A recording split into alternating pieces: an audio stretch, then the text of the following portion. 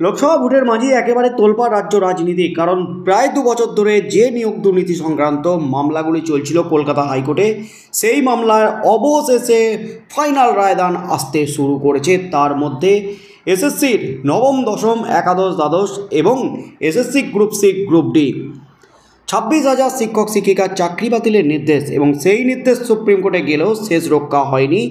প্রাথমিক শুনানিতে চাকরি বাতিলের নির্দেশের গ্রিন সিগন্যাল দিয়েছেন সুপ্রিম কোর্টের প্রধান বিচারপতি ডিওয়াই চন্দ্রচূড়ের বিশেষ বেঞ্চ। আগামী সোমবার এই মামলাটি আবারও উঠতে চলেছে। আর তার মধ্যেই কিন্তু আজ কলকাতা হাইকোর্টে ছিল প্রাথমিকে 32,000 শিক্ষক শিক্ষিকার চাকরি বাতিলের মামলার শুনানি। প্রাথমিকের মামলার শুনানি ছিল বিচারপতি রাজাশেখর মান্তার এজলাসে। কয়েক সপ্তাহ আগেই তিনি আগের শুনানিতে একেবারে হুঁশিয়ারি দিয়ে দিয়েছিলেন, প্রাথমিকেও একেবারে 59,000 শিক্ষক শিক্ষিকার প্যানেল বাতিল করে দেব। এমনই কিন্তু চরম হুঁশিয়ারি ছিল বিচারপতি রাজাশেখর মান্তার। আর আজ এই মামলাটি কলকাতা হাইকোর্টে উঠলে একেবারে তোলপাড় কাণ্ড। ভয়ঙ্কর দুর্নীতির পর্দা ফাঁস, একাধিক কেলেঙ্কারি ফাঁস কলকাতা হাইকোর্টে। আর তার মধ্যেই আইনজীবী বিকাশ রঞ্জন ভট্টাচার্য হাইকোর্টে সওয়াল করে হাইকোর্ট থেকে বেরোতেই কিন্তু তাকে ঘিরে ধরে তুমুল বিক্ষোভে উত্তাল কলকাতা হাইকোর্ট। আইনজীবী বিকাশ রঞ্জন ভট্টাচার্যকে ঘিরে ধরলেন চাকরি হারানো ভুয়ো শিক্ষক শিক্ষিকারা। এই মুহূর্তে সবচেয়ে বড় খবর, প্রাথমিকে 32,000 শিক্ষক শিক্ষিকার চাকরি বাতিল মামলার শুনানি কিন্তু একেবারে তুলকালাম কাণ্ড। গত সপ্তাহে কলকাতা হাইকোর্টের নির্দেশে চাকরি বাতিল হয়েছে 26,000 শিক্ষক ও শিক্ষাকর্মীর। এবার প্রাথমিক নিয়োগ সংক্রান্ত মামলা শুনানির পর আদালত চত্বরে বিক্ষোভের মুখে পড়তে হলো বর্ষিয়ান আইনজীবী বিকাশ রঞ্জন ভট্টাচার্যকে। মঙ্গলবার বিচারপতি রাজাশেখর মান্তার এজলাসে ছিল নিয়োগ দুর্নীতি সংক্রান্ত মামলার শুনানি। সেই শুনানি শেষ হওয়ার পর বিকাশ রঞ্জন বাইরে আসতেই তাকে ঘিরে ধরে একদল লোক বিক্ষোভ দেখাতে শুরু করেন। তারা বলতে শুরু করেন, আপনার জন্যই প্যানেল বাতিল হচ্ছে।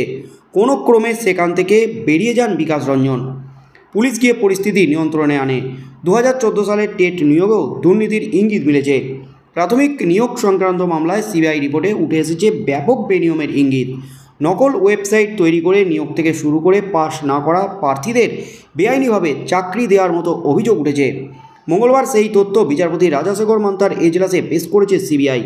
এই নিয়ে মঙ্গলবার প্রাথমিক শিক্ষা সংসদের বক্তব্য জানানোর কথা ছিল, কিন্তু এদিন আরও কয়েকজন প্রার্থী মামলায় যুক্ত হওয়ার আবেদন জানান।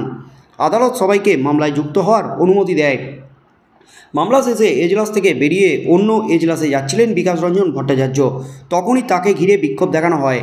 কেন তিনি আদালতে এই ধরনের সওয়াল করেছেন সেই প্রশ্নও তোলেন কেউ কেউ। তাদের মধ্যে কয়েকজন বলেন, আপনার জন্যই প্যানেল বাতিল হয়েছে। তাকে ঘিরে ফেলা হলে এজলাসের বাইরে কর্তব্যরত পুলিশ বিক্ষোভকারীদের ওই জায়গা থেকে বের করে দেয়। 2014 সালের টেট পরীক্ষা থেকে 2016, 2020, 2022 ও 2024 সালে প্রাথমিকে নিয়োগ হয়েছে। আদালত এদিন পর্যবেক্ষণে উল্লেখ করেছে, এই টেট মামলার ফল যদি নেতিবাচক হয় তাহলে এর উপর ভিত্তি করে হওয়া সব নিয়োগ মামলা অস্তিত্ব হারাতে পারে। সেক্ষেত্রে গত 4 দফায় যে 70,000 শিক্ষক প্রাথমিকে নিয়োগ হয়েছে তাদের ভবিষ্যৎ অনিশ্চিত হয়ে পড়বে বলে আশঙ্কা আইনজীবীদের। আগামী 8 সপ্তাহ পর ফের এই মামলা শুনানি রয়েছে।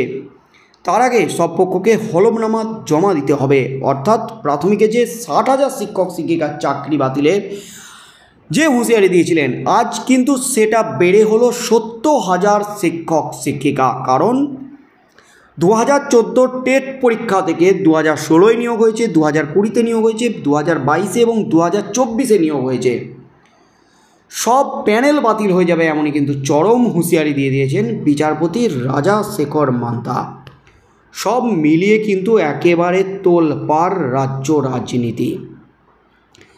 প্রাথমিক শিক্ষক নিয়োগ দুর্নীতিকাণ্ডের ঢোল কিন্তু আজ ফেটে গেছে কলকাতা হাইকোর্টে। সিবিআই কিন্তু বিস্ফোরক রিপোর্ট জমা দিয়েছে, একেবারে বিস্ফোরক রিপোর্ট।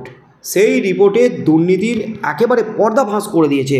ভুয়ো ওয়েবসাইট থেকে শুরু করে ওএমআর সিটে কারচুপি, সাদা খাতা জমা দিয়ে চাকরি, একেবারে ভয়ঙ্কর সব অনিয়ম এবং কেলেঙ্কারি ফাঁস কলকাতা হাইকোর্টে। এসএসসি 2016 সালের পর 2014 সালে প্রাথমিক টেট পরীক্ষাতে বেনিয়মের ইঙ্গিত রয়েছে। হাইকোর্টে কিন্তু এমনটাই বিস্ফোরক রিপোর্ট দিয়ে জানিয়ে দিল সিবিআই। একটি বিরাট অংশের শিক্ষকদের ভবিষ্যৎ অনিশ্চিত হওয়ার আশঙ্কা এবার আইনজীবীদের। 2014 সালের টেট নিয়োগ দুর্নীতি মামলায় সিবিআই রিপোর্টে ব্যাপক বেনিয়মের ইঙ্গিত। নকল ওয়েবসাইট থেকে শুরু করে বাইরের লোক নিয়োগ, ফেল করাদের পাস হিসাবে দেখিয়ে নিয়োগ সহ একাধিক অভিযোগ এই সিবিআই রিপোর্টে রয়েছে। কিভাবে বেনিয়ম হয়েছে, বেআইনি নিয়োগ হয়েছে তার তথ্য বিচারপতি মান্থার এজলাসে তুলে দিয়েছে সিবিআই। এই মামলা সংক্রান্ত বিষয়ে আজ প্রাথমিক শিক্ষা সংসদের বক্তব্য জানানোর কথা ছিল, কিন্তু আরও প্রার্থী এই মামলায় যুক্ত হওয়ার অনুমতি দেয় আদালত। উল্লেখ্য 2014 সালের এই টেট পরীক্ষার মাধ্যমে 2016, 2022, 2020, 2024 শিক্ষক পদে নিয়োগ হয়েছে। আদালত এদিনের পর্যবেক্ষণে বিষয়টি উল্লেখ করে জানিয়ে দিয়েছেন, এই টেট মামলার ফল যদি নেতিবাচক হয় তাহলে সব নিয়োগ মামলাই কিন্তু অস্তিত্ব হারাবে। অর্থাৎ 4 দফায় যে 70,000 শিক্ষক শিক্ষিকা প্রাথমিকে নিয়োগ হয়েছে তাদের ভবিষ্যৎ অনিশ্চিত হয়ে যাবে। প্রসঙ্গত 2014 সালের টেটের মাধ্যমে যে নিয়োগ প্রক্রিয়া হয় তার বিরুদ্ধে একাধিক অভিযোগ ওঠে। এই পরীক্ষা নিয়ে কলকাতা হাইকোর্টে মামলা দায়ের করেন চাকরি প্রার্থীদের একাংশ। বেআইনিভাবে শিক্ষক নিয়োগের অভিযোগ তোলেন তারা। চাকরি প্রার্থীদের আইনজীবীরা আগেই জানিয়েছিলেন তারা পরীক্ষার ওএমআর সিটের তথ্য হাতে পাননি। কলকাতা হাইকোর্টের বিচারপতি রাজাশেখর মান্থা কড়া ভাষায় নির্দেশ দেন, সিবিআইকে ওএমআর সিটের প্রকৃত তথ্য খুঁজে বার করতে হবে। সিবিআইকে ডিজিটাল ডেটা বের করার জন্য নির্দেশ দেওয়া হয়। ডিজিটাল ডেটা ফিরিয়ে আনার সুযোগ আছে। ওএমআর সিটের প্রকৃত তথ্য খুঁজে বের করার জন্য সিবিআইকে প্রাথমিক শিক্ষা পর্ষদের অফিসে যাওয়ার ছাড়পত্র দেন বিচারপতি মান্থা। ডিজিটাল ফুটপ্রিন্ট খুঁজে আনতে পারে কেন্দ্রীয় তদন্তকারী সংস্থা বলে জানিয়ে দেওয়া হয়। প্রাথমিক শিক্ষা পর্ষদও জানিয়েছিল ওএমআর সিটের হার্ড কপি নষ্ট করে ফেলা হয়েছে, যদিও ডিজিটাল ভার্সনে পুরোটা সংরক্ষিত আছে। আর এই ডিজিটাল ওএমআর কপি কতটা যুক্তিযুক্ত হবে প্রমাণের জন্য সেই নিয়েও কিন্তু প্রশ্ন উঠে গেছে। অর্থাৎ এসএসসির 26,000-এর পর এবার প্রাথমিকে 70,000 শিক্ষক শিক্ষিকার ভবিষ্যৎ কিন্তু একেবারে অন্ধকার। চাকরি কিন্তু ঝুলিয়ে রইল 8 সপ্তাহ পর, অর্থাৎ 2 মাস পর এই মামলা উঠতে চলেছে কলকাতা হাইকোর্টে বিচারপতি রাজাশেখর মান্থার এজলাসে। তখনই কিন্তু পুরো বিষয়টি স্পষ্ট হয়ে যাবে, কারণ সব পক্ষকে হলফনামা জমা দেওয়ার নির্দেশ দেওয়া হয়েছে। অর্থাৎ প্রাথমিকের চাকরি বাতিল মামলা কিন্তু 70,000 শিক্ষক শিক্ষিকার নিয়োগের মামলা আপাতত 2 মাস পর এই মামলার ফাইনাল শুনানি এবং ফাইনাল রায়দান করতে চলেছেন বিচারপতি রাজাশেখর মান্থা।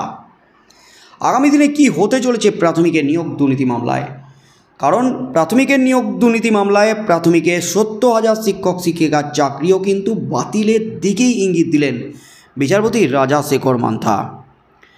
তাই 2 মাস পর কি হতে চলেছে সেদিকেই চোখ থাকবে গোটা রাজ্যের।